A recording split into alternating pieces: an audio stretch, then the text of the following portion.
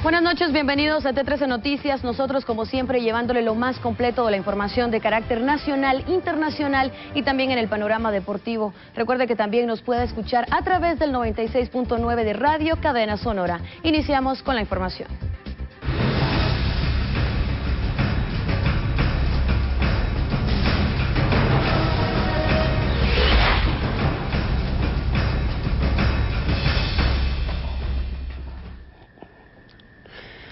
Esta noche tendremos información muy especial y es que hoy finalizó el problema que se suscitara en Tajumulco, San Marcos.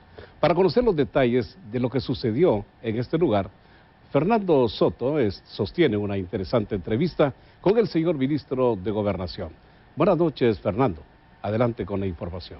Muy buenas noches, amigos televidentes. Importante información que se ha dado de último minuto, y es que la situación de rehenes que vivía Tajumulco, San Marcos, ya ha sido resuelta por las fuerzas de seguridad. Sin embargo, será en voz del titular de esta cartera, el ministro de Gobernación, Mauricio López Bonilla, quien nos ampliará estos detalles. Ministro, muy buenas noches. Una vez más, bienvenido a las cámaras de T13 Noticias. Cuéntenos la actualización que tiene hasta el momento. Sí, la situación es que afortunadamente el desenlace de este tema de los rehenes y secuestrados, que eran 8 personas, 5 policías, 2 trabajadores de Nerguate más el auxiliar del procurador, ha sido solucionado, el auxiliar hoy por la mañana, pero en el caso de las otras 7 personas, a partir del mediodía iniciamos un movimiento de la fuerza policial. Yo enfatizo que era PNC completa para que no haya especulaciones, ¿verdad? Nos movilizamos siguiendo una instrucción específica del señor presidente de que no podía pasar un día más.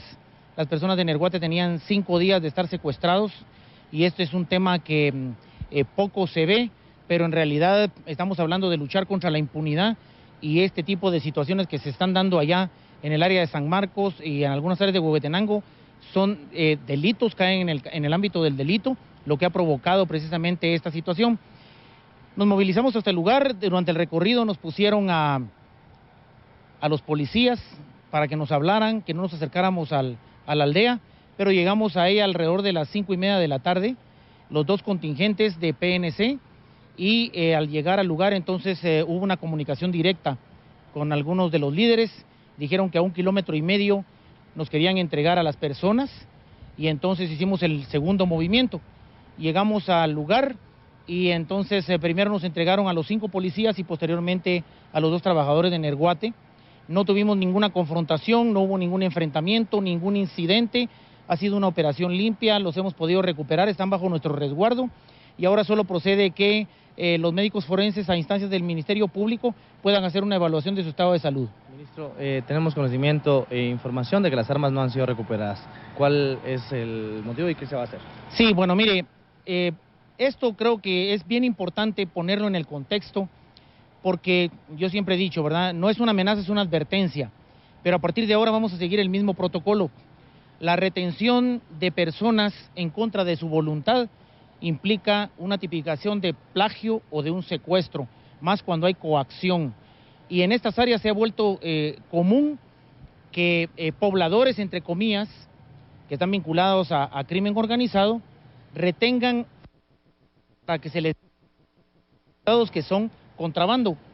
Y esas son áreas de narcotráfico donde hay grupos armados con armamento con AK-47, o sea, hay toda una composición de factores que confluyen en ese lugar, y entonces resulta que en Orizaba, que fue el cruce en donde interceptaron a los policías antes de subirlos a San José La Paz, ahí fueron desequipados y fueron desarmados.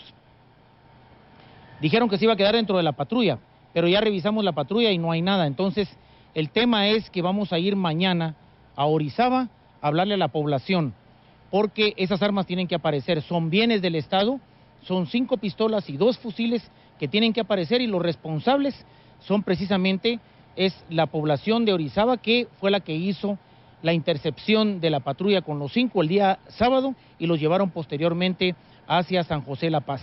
Eso es lo que tenemos por el momento, y estamos bajando en este momento precisamente para empezar las primeras pesquisas. Ministro, por último, ¿cuál es la información para las personas que viven en San Marcos?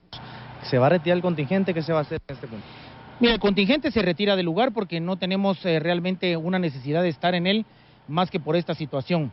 Pero como yo le decía, yo quiero advertir que de ahora en adelante vamos a actuar bajo los mismos protocolos. Cualquier retención de la autoridad o de un funcionario público para presionar al gobierno entra en la tipificación de un plagio o de un secuestro y de coacción. Y cuando se retienen o se destruyen bienes del Estado, que son bienes que le pertenecen a la población, también está tipificado en el Código Penal.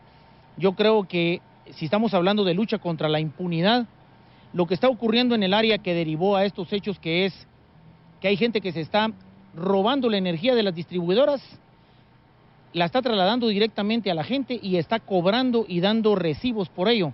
Entonces aquí hay una exacción ilegal a la población que recibe ese servicio y hay un robo de la energía, y esto no puede seguir así.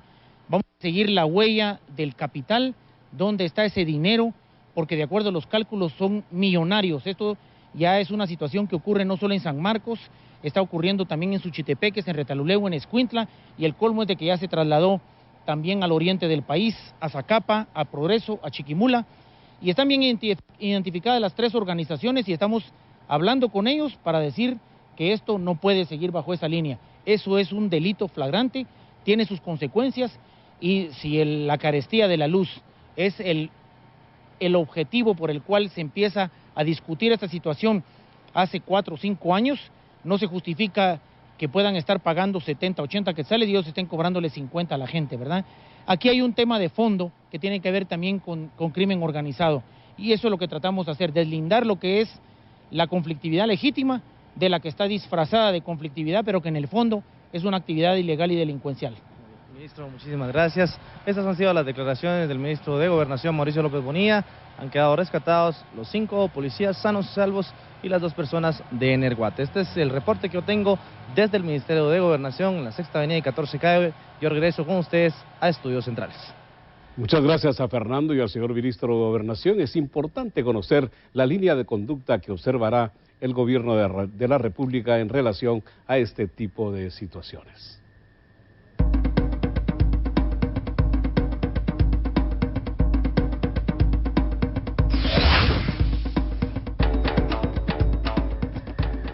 Y ahora nos ubicamos en el panorama legislativo, y es que después de una década de estar encajonada, finalmente este día en el Congreso de la República se aprobó la polémica ley contra el enriquecimiento ilícito con 120 votos a favor. Ahora el presidente de la República debe sancionarla y posteriormente debe ser publicada en el Diario Oficial para que entre en vigencia.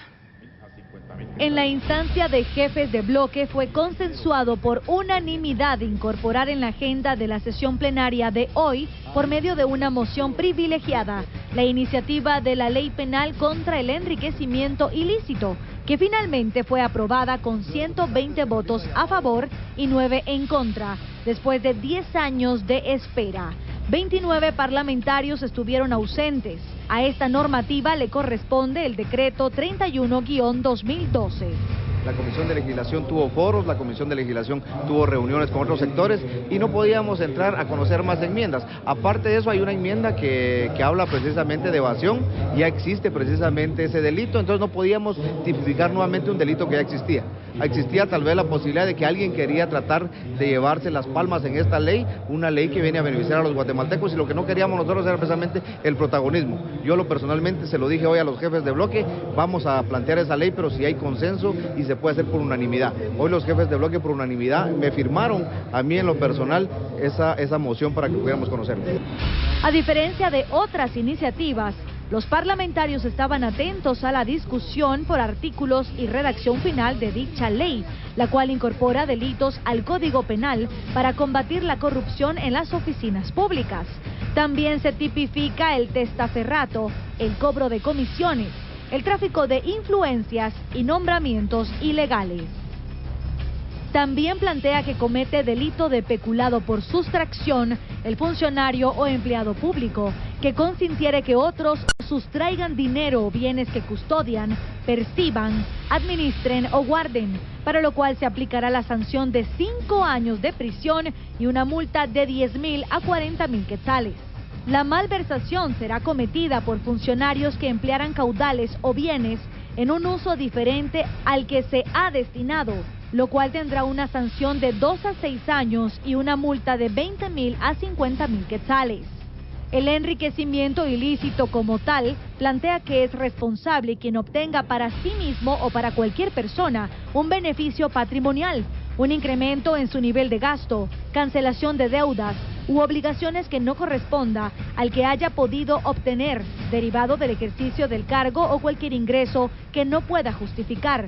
La multa es de 50.000 a 500.000 quetzales y la pena es de prisión de 5 a 10 años. Uno de los artículos que llama la atención de esta ley es el número 19, que reforma el artículo 422 del Código Penal, el cual indica que comete delito de revelación de secretos el funcionario o empleado público que facilite la revelación de hechos, actuaciones o documentos de los que tenga conocimiento por razón del cargo que por disposición de la ley deben permanecer en secreto. El responsable de este delito será sancionado con prisión de 1 a 3 años y una multa de 5.000 a 20.000 quetzales. Estamos dotando de un instrumento para combatir a la corrupción, al organismo ejecutivo, al Ministerio Público y a los tribunales de justicia y la propia Contraloría General de Cuentas. El Congreso ha cumplido con la parte que le toca en el combate a la corrupción. Yo como diputado demando a las otras instituciones que he mencionado que cumplan su papel. Dicha normativa cobrará vigencia 8 días después de su aprobación en el Diario Oficial.